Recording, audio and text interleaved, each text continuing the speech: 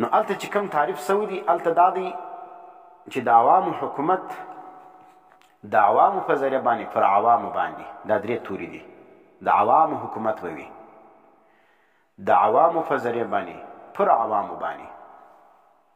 په انګریزي کې سره کوم تعریف کړی دی هغو ګورمنټ آف پیپل by the people on the people د عوامو حکومت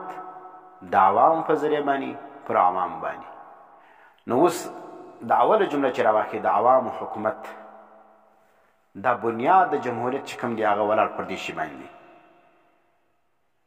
چې حکومت به د عوامو وي معنی حاکم به څوک وي عوام به وي فیصله کوونکي د حلت او د حرمت به څوک وي عوام وي او دغه بنیاد چې کوم دی د جمهوریت د اسلام سره ضد دی ځکه علماو چې پاکستان جوړ سلو دغه بعد چې څه وخت دا خبره ښکاره سوه چې په دې ملک کې به جمهوري نظام وي نو علماو خپل کوشش وکړي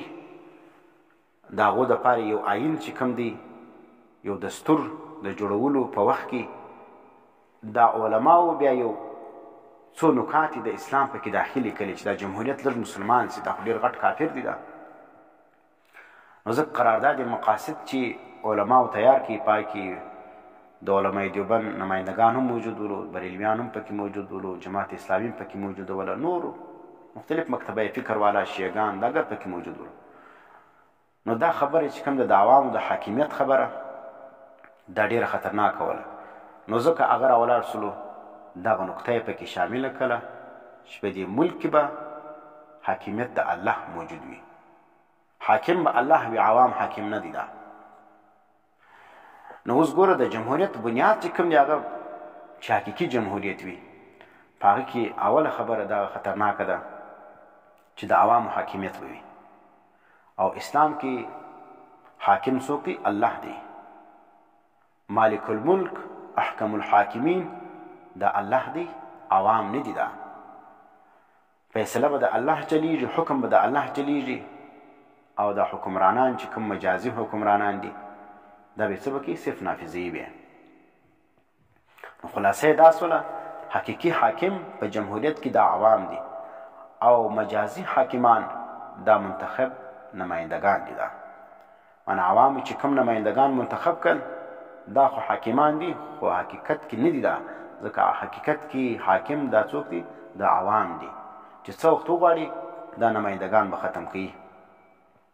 ځکه د هغو دپاره چې کوم یو ټایم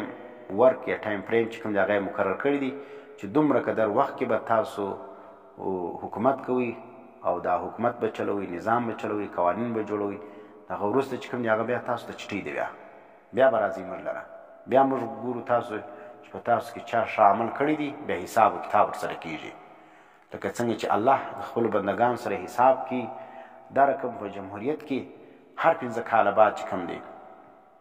دا مجازي حاکمان منتخب نمایندگان دا پارلیمنټیرین دا به دي چا لره عوامو لره هغه به حساب و کتاب ورسره کوي بیا چاته سزا ورکوي او څوک چې کوم دی هغه پر تخت د بادشاهي باندې کښېنوي لکه څنګه چې الله یو دین نازل کړی دی او خلک ګوري چې کوم یو ښه عمل کوي د هغه دپاره یو خاص مدت دی چې دا انسان به دونه عمر وي د دې انسان به دونه عمر وي د هغه وروسته الله وایي زه ګورم لننظر کیف تعملون زه وګورم چې تاسو څنګه عمل کوئ نو دا رقم په جمهوریت کې چې کوم دی هغه هم د عوام چې کوم دی هغه اصل حاکمان دي اصل حاکم څوک دی عوام دي هغه د منتخب نمایندگان د څو مدت دپاره منتخب کې بیا ګوري چې دوی څه عمل کړی دي چې هغه 15 کاله عمر دی 15 کاله حکومت دی هغه بعد چې چا ښه کارکردګي وي هغه بیا سربراح کوي چې ښه کارکردګي نه وي هغه بیا څه وکړي هغه بیا وغورځوي دویم شی دا دی په جمهوریت کې چې کوم دی قانون سازي چې کوم ده دا عوامو لره حاصله ده عوام څه معنی د عوام نمایندګان ځکه عوام خو حاکم دي نو ګرد عوام خو چې کوم دی هغه قانون سازي نشي کولی نو طریقه یې څه کلی چې موږ به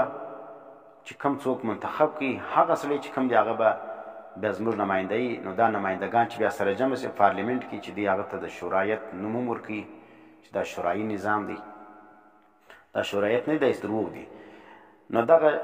پارلیمنټ کې چې بیا سره کښېنستل دا د عوامو نمایندګان دا قانون سازي کوي قانون ساز معنی قانون جوړونکی نو دا دویم هغه خطرناک خبره ده، دا دویم بنیاد د شرک دی